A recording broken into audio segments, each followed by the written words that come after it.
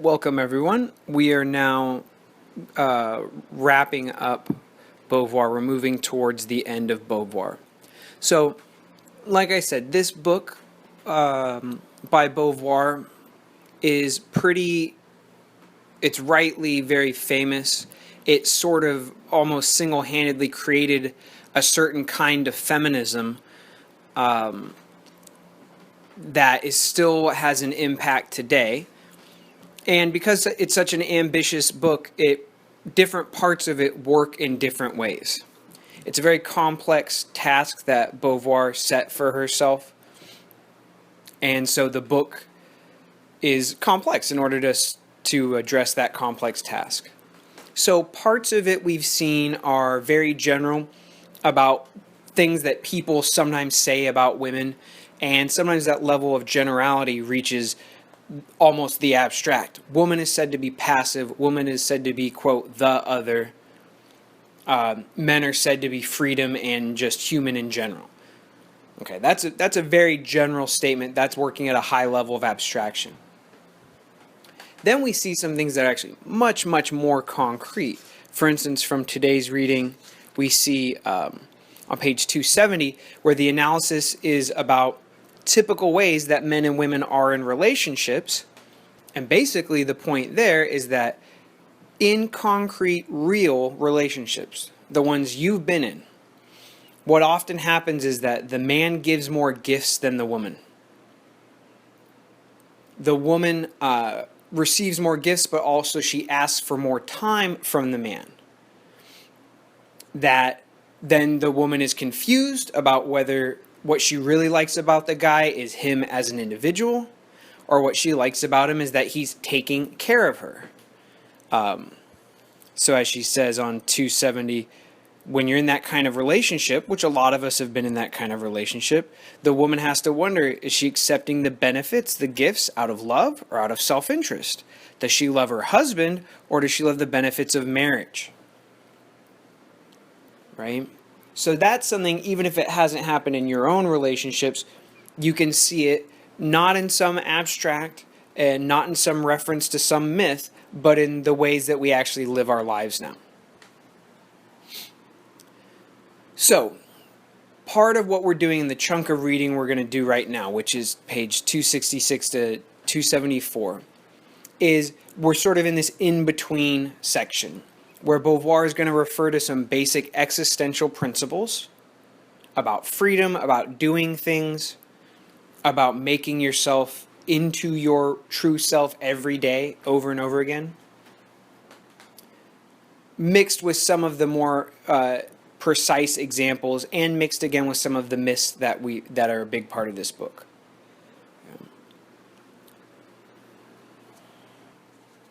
But still, how do all those pieces or different levels come together? Okay, Beauvoir actually starts this question by asking you, the reader, that same question. She says, okay, the part of the book that we just finished up, she talked about the roles of women, the way women are described in famous works of literature. Older works of literature, but also ones that were contemporary with her own day that people still read today. And she says, okay, that's what books say, that's what literature says, but what's the impact on real everyday life? So towards the end of this section on myths is where she's trying to springboard from the myths, these sort of symbols or big images that we keep seeing again and again in our culture, and trying to make sure that you see the connection to everyday real life. Because what she thinks is, even if in literature women were described always as unfree, if that had no impact, if women lived their lives as freely as did men, then it wouldn't matter really at all. What literature and movies and TV shows say. So she's trying to remind you that her claim is that these things show up in exactly parallel form in the way we live our lives. So, for instance, one of the major themes for today is this. As Beauvoir says, for women, we have a bunch of myths, we have a bunch of cliches, and a bunch of stereotypes that we apply to them. Women like to gossip, Women are naggy and bossy if they're your wife. Women are emotional. Women are driven by their bodies to have babies. Women's bodies are weaker than men's, can't do as many things. We have all these ideas that we think about women in general. What she usually calls in this book, woman, with an A, like a singular woman, but a capital W. And she says there are some of those for guys, but a lot less. Like, what are the myths or cliches or stereotypes about guys? I don't know. Guys like sex. Guys are not nice to women, like they're insensitive. Okay. But you notice that those are all, if they're cliches and stereotypes about guys, they're about the way that men relate to women. There's nothing about guys that has the same status as the cliches we have about women. We think women are irrational, emotional, and less rational than men. Regardless of whether they're in a relationship, it's not about how they interact with men. We just say women are emotional. Women cry a lot more than men. Women aren't as good as engineering, math, etc. So we say woman is defined by all these cliches and stereotypes. And when we try, if we even try to define men, we don't have nearly the list of defining myths and cliches and stereotypes. And even when we do come up with one, it's usually not about what men are, just sort of, the eternal masculine, the true essence of man. It's just about how they actually act around women. Basically, the point is this. We have many definitions of what we think a woman is and is supposed to be. We have very few definitions of what we think a man is or is supposed to be. Which means that we allow individual men to define themselves as Mark, as Chris, as Joe. So Mark gets to be Mark, who's different from Chris. Chris gets to be Chris, who's different from Mark and from Joe. But, and this is the major point I announced but haven't quite said yet from this section of reading, pages 266 to 274, is that when for a group of people you have a bunch of different definitions for them, two main things. One is you are by definition restricting the freedom of that group because you're telling them that they can be however they want, but they really should be all of these things. It's like when your parents say, oh, you can do whatever you want, but we'd be really disappointed if you did X, Y, and Z. We'd be so happy if you did A, B, and C. Okay. So having definitions or stereotypes or cliches for a group already impacts their freedom because you basically say, we expect you to act a certain way, and there may be punishments or rewards based on how you act. Basically, you're begging people to conform to your stereotypes just by having the stereotype.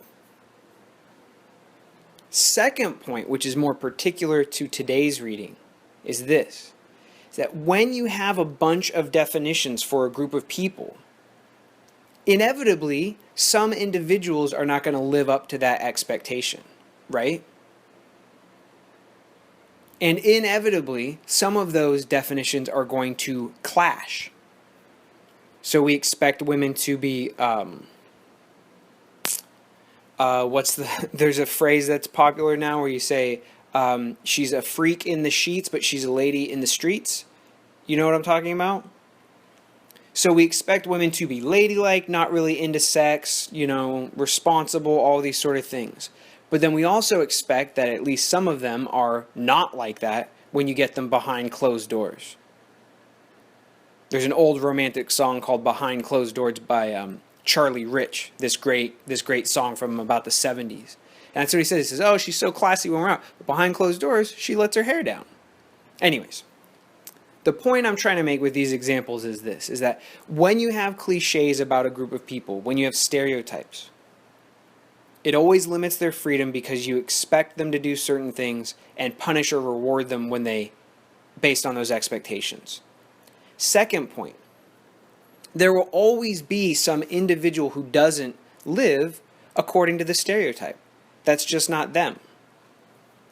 and for the whole group of people, for women in general, some of these expectations or stereotypes clash with each other, which means that every woman will seem to be contradictory. Every woman will seem to be mysterious or confused or ambiguous because you're asking her to be two opposite things at once.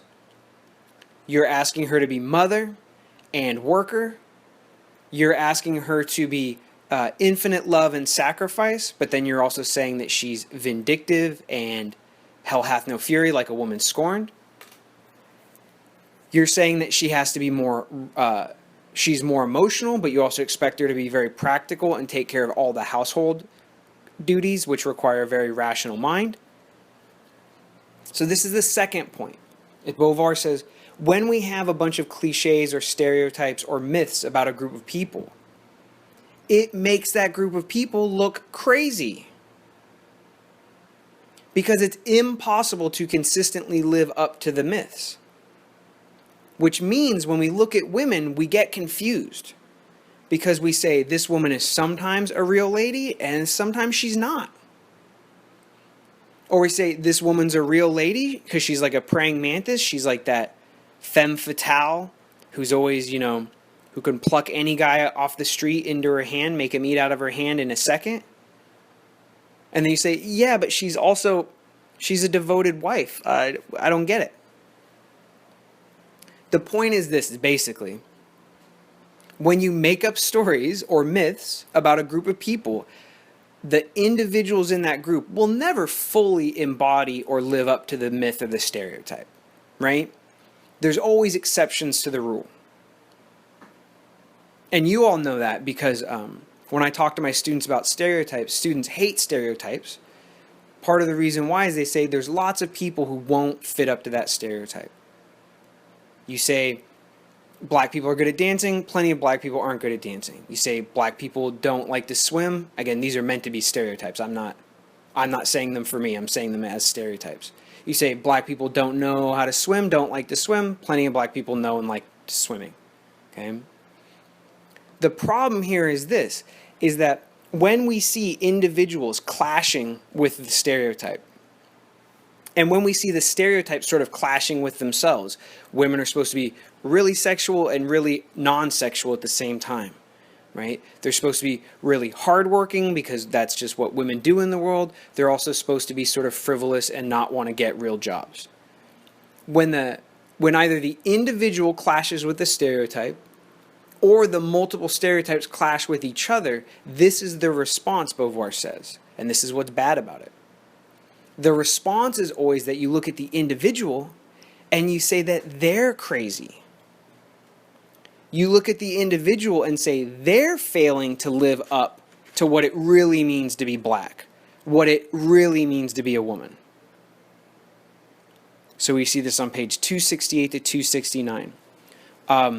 When a man is confused about what a woman's, quote, really supposed to be, instead of admitting his ignorance, that he just doesn't know this woman that well, he instead imagines the presence of a mystery exterior to himself. So his infatuated heart avoids disappointments because if his loved one is capricious, that is, she just does things on a whim. If her remarks are stupid, mystery serves as an excuse, right? We see it on 266 to 267 as well. When you have a myth about capital W woman and try to summarize an individual person who's female, the consequence to this is a multiplicity of incompatible myths, and men are perplexed before the strange inconsistencies of the idea of capital F femininity. We see this again, page 273 going over to 274. When we expect women in general to all be feminine, because that's what it means to be a woman, right, is to be feminine. And then we see a woman who's doing things that we traditionally consider to be masculine. She's running a company. She's giving orders. We can't wrap our heads around it. The mistake is that we think that she is confused, that she is not a real woman, or that she is somehow mysterious. right? So we get confused because she doesn't conform to the stereotype. But instead of saying, maybe we should get rid of the stereotype since it keeps not applying to all these people, we go to her and say, she's the problem. She's what's confusing us, not that the myth or stereotype is itself inherently confusing and confused. So you see this all the time, and it's anecdotal, but you can look up that there are actual studies that support these kinds of claims. If you have a man and a woman who are both similar kinds of bosses, they're both CEOs, we'll say, and you have people evaluate their personality and evaluate their performance, women who do similarly valuable work, so, the stock price went up the same amount, something like that, are consistently rated as if their performance was lower than the man's. This happens to professors as well.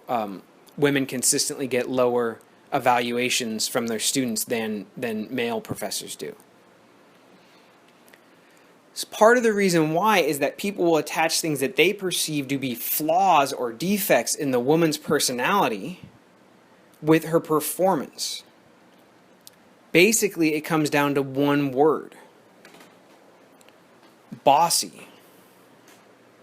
Literally, when a woman is the boss, people will criticize her personality and her performance by saying she's too pushy, she's too bossy, she's cold, she's running the show with an iron fist.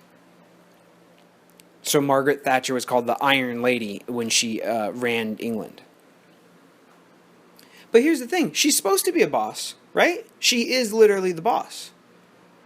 And when men do the same thing, it's not like male bosses are nicer and less bossy. That's not the case. But it doesn't confuse us when men do it as a boss. And so we don't need some explanation to sort out the problem, because there is no problem. But when a woman does it, we expect her to be like our mom, nice and caring. We expect her to be like our sister or friends, always there for us, always willing to talk. And we expect her to be a boss at the same time. Beauvoir says simply, just expect your boss to be a boss. Then when she tells you what to do impolitely, you won't be shocked and confused, because that's what your male boss does as well. But if you're expecting your boss to be your mommy and your boss, of course you're going to be confused. But that's because of the myths we have that women are altruistic, which means they do things solely for other people. That's page 268 at the top.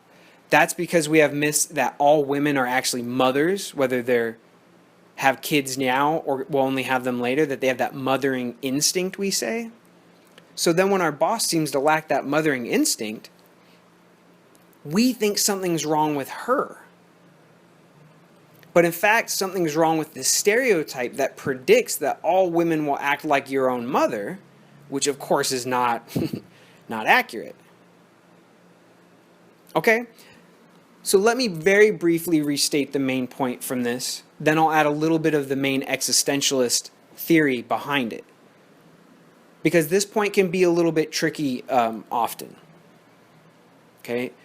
What we did before was mainly talk about myths that showed women to be like natural objects. That is, myths that showed women to be not as free as men, because objects aren't really free. And myths that showed women to be more like natural objects, to be like flowers, plants, animals, etc. Once more, animals aren't free in the way you and I are free. The main point of this section is that just myths in general, whatever the specific content of the myth, are always going to make the people you make the myths up about, the people for whom you have the stereotypes, it's always going to make them look like problems. It'll make them look wrong and confusing and crazy to you. Because an individual will never perfectly resemble the myth of the feminine. So pick the most feminine woman you can think of. I don't know, Giselle or Rihanna, whomever. Well, Rihanna's a boss, Nicki Minaj, very feminine, right? But she's also runs her own company, I think, all this stuff. Who do you think wears the pants? Her or Meek Mill? Her, right? So this is part of the point, is individuals will never be fully feminine because it's an abstract ideal and they're real people. Also, if you have more than one myth for a group of people, then those myths will themselves clash with each other. Right? If you have multiple stereotypes about a group of people, some of those will clash with each other. For instance, we have the myth that all black people are naturally better at sports, and then we have the other myth that they can't swim. Swimming's a sport. You know what I mean? We have other myths that black people are really loving and, a black family is all these things, right? And then we have other myths that, well, black people are sort of heartless and they gun people down in the streets and they have broken families. The point is, whenever you have more than one stereotype for a group of people, which is usually the case, some of those stereotypes are going to clash with each other. And if you've got a stereotype that says, I don't know, you're supposed to be loving and you're supposed to be heartless at the same time, every person in the group is going to look like they're failing at the ideal because you can't be loving and heartless at the same time. So the basic takeaway point here is that the sort of overarching big result for having cliches and stereotypes about a group of people is that it will make you falsely think that individuals are problems, that women are crazy, that this woman is bossy, that black people are either too black or not black enough. The problem is not with the individual living up to an impossible and contradictory ideal, though. The problem is not that the individual is or is not the stereotype you have for them. It's that the stereotype is itself an abstract idea which will never fit up with the world. The stereotype is confusing and crazy, not the people. Now, part of why this is so important is that one of the things in detail we often say about women is that they're unpredictable, they're emotional, and that they're crazy. It was just a few days ago, I think it was 2 days ago, I was talking to one of my friends, and she said, talking about relationships, she said, bees be crazy, you know what the word bee stands for here, and men are not nice to women, right? Now, she's not anti-woman, she's a woman herself, but she thinks that women are crazy. Beauvoir thinks that it's crazy to demand that a whole group of people, literally half the world, always act in the same basic way. That's what's driving the confusion. And we do in our culture. Tell me if you've heard these kinds of things. We say that women are mysterious, they're complicated, that women can be difficult to understand, that they talk too much, that they're flighty, right? That they go off on sort of random whims, whereas guys sort of plan things out. That women are unrealistic, that they've got their heads in the clouds, or that they're ditzy, that they change on a dime, that women change their mind on a dime, that women are moody, that bees are crazy, and that women are hysterical, which is literally, used to be a mental illness. So these sorts of things all have practical implications. Imagine if you're having a disagreement with your significant other, right? And your significant other changes their mind. They were focusing on one point in the fight, and now they change their mind. If you say to that person, wait a second, you are impossible to understand. I'm trying to have a conversation with you, but you're crazy. I can't follow what you're saying. It instantly sort of dismisses them as an individual from the conversation. You're basically saying, you're crazy. I can't even talk to you. Or you're letting your emotions get the better of you. We can't figure this out if you're being so emotional.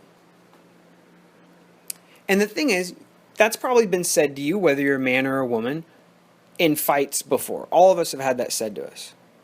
But if it's said to women consistently, If every time a woman tries to bring up a point, her boyfriend or husband or family member says, "Oh man, like I can't deal with this. You're doing it again."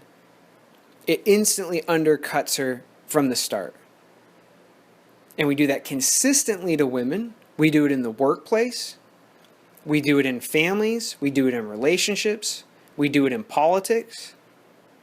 And we do it for men, but I've certainly never heard the male species called crazy or emotional or hysterical before. I suppose maybe some individual men have been called that before. So the point here is that we tolerate practically what the myths and the stereotypes say is real. We expect the world to conform to our ideas and our myths instead of making our ideas about women conform to the actual women in front of us. So there's an example on 268. She says, men do not have to care about removing the suffering and burdens that are physically part of women's lot, since they're supposedly intended by nature. Okay. She also says, by denying women the desire and right to sexual pleasure, men also justify that they're not, how do I put this? They're not good lovers. Okay. So if you think that women are just crazy, instead of trying to understand your wife or girlfriend when she's having trouble, you'll just, quote, let her vent, but you don't actually need to listen to her. Instead of trying to figure out how to increase women's sexual pleasure and desire, we focus entirely on men's sexual desire and pleasure because we say women just aren't that into it. So the pharmaceutical industry is always changing, but I think right now there's 3 or 4 erectile dysfunction drugs, which I think are used for recreational stuff as much as they are for genuine physical ailments. And only recently has there been approved one female libido drug, and it's very controversial. You can look into it. Right? If you think that a woman's body is just always a burden and weak, instead of trying to get your girlfriend, wife, sister, coworker, etc., stronger so they can handle things, you'll assume that she's always going to fall short, and you'll leave her behind. You'll leave her supposedly weak body behind. So we see this on page 271, and a bunch of you aren't going to like this, men and women both. But what I would say applying Beauvoir is doing things like holding the door open for women or opening the car door for women is not merely nice and chivalrous, but is actually part of the problem. Okay? Because this is what Beauvoir would say. She says, page 271, roads to freedom are blocked when someone does something. Let me say that again. Roads to transcendence and freedom are blocked whenever someone does nothing. Because when you do nothing, you do not make yourself be anything. You simply wonder what you could have become, etc. So in a very basic way for Beauvoir, freedom equals doing stuff. Not the freedom that you could do something someday if you felt like it, but the actual doing of real activities. So, when for a group of people you consistently help them not do things, that is nice of you. But what you're going to do is, this is the technical term, is you're going to develop in them a trained incapacity. Think about for children. If for children you had kids and you opened the door for your kids every time, it'd be nice. And yeah, kids' bodies are less strong. So why not open the door for them? It's nice. Well, you'd say, no, I'm not going to do that. I'm not going to do that. If you baby the child, they'll never grow up and learn how to do this stuff for themselves. Now, I know when you're opening the door for a woman, you're not, as a guy, being like, haha, she'll never be able to do anything for herself. She'll be my little puppet for the rest of her life. This is wonderful. No. But even though that's not your explicit intention, what is the possible result? If someone cries and we let them stop doing something when it's difficult, when we let someone who's an adult not open the door for themselves, not figure something out for themselves, not physically use their body. What happens to your physical body when you don't use it? Your skill and your strength atrophies. It wilts and withers away. Same for your freedom, Beauvoir. Even though the door itself is just a little thing, if you don't drive consistently in a car and the other person in the couple drives, if you consistently don't open the door for yourself, if you consistently don't negotiate, say at the car dealership or with the house realtor, then you will have trained in yourself the incapacity to do those things. Not that you can't do them at all. It's not like mom forgets how to open a car door for herself. It's that you'll have less of the practical skill. You'll have less freedom, in fact, because you're less used to and accustomed to using your freedom. So regardless of intention, Beauvoir is not interested in your personal intention, but she says, what's the net result of doing nice things for women? The result is that women do things less for themselves. And the final result is that they're less skilled at doing things in general in the world because the guy always pays, the guy always negotiates the price, the guy always argues with other people, the guy always drives, the guy opens the car door. It's not about personal intention. No one's trying to cripple the women in their lives by being nice to them. But what's the actual result, regardless of intentions? Learned incapacity. We see that on 270. Beauvoir says, the human being is measured by their acts. Okay, you don't have some fixed, real you that's always the same. It's that you are whatever it is you actually do. We see this on page 274 as well. And this all relates to the car door thing, which I'm going to ask you a question about in just one moment. Okay, Beauvoir says, it's without a doubt, it's more comfortable to endure blind bondage, let other people do things for you, than to work hard for your own freedom and liberation. But, she says, the dead are better suited to the earth than the living. That is, it's easy to be dead. It's easy to be unfree. Your meals are taken care of for you, the driving's taken care of for you, etc. But ask yourself what you would want for yourself. Would you rather have a difficult freedom that costs you some blood, sweat, and tears? Or would you rather be unfree but have everything taken care of for you? So again, I'll ask that again. Basically, would you rather be free and have it be difficult? Or would you rather have a life where you weren't as free, but everything was taken care of for you? Another way to think about it is, would you rather be an adult where all the burdens and responsibilities are on you? You have to pay for all your bills, you have to get where you're going, you have to make sure you're there on time. Or would you rather be a kid where you're fed, you're clothed, you're moved from place to place, you don't have any responsibility, but you also don't have as much freedom? Beauvoir says most of the ways we treat women and the result of these conflicting myths is that we say we don't know what they want, we don't know what they want to do, so let's just not, we'll do stuff for them. We will take care of it. That's infantilizing to women, and it treats women, even though it's nice, it treats women like children. Parents are very nice to their children, but they don't give them full freedom.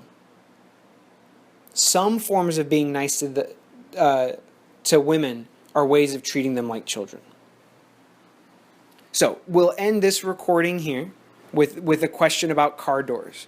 These things that we typically describe as chivalrous, when guys do nice things for women that we don't really expect women to do for men, what do you personally think about these acts of chivalry? Now, as we sometimes do, I want to hear what you think for sure, but I want you to reference what you think or index it to what Beauvoir said. Not exactly that you have to agree with her, for sure.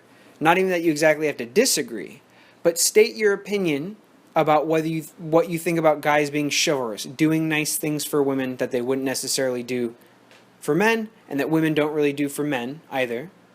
Okay? Say what you think about those, but then sort of put it in light of what Beauvoir says. Somehow connect it to something that Beauvoir says about freedom.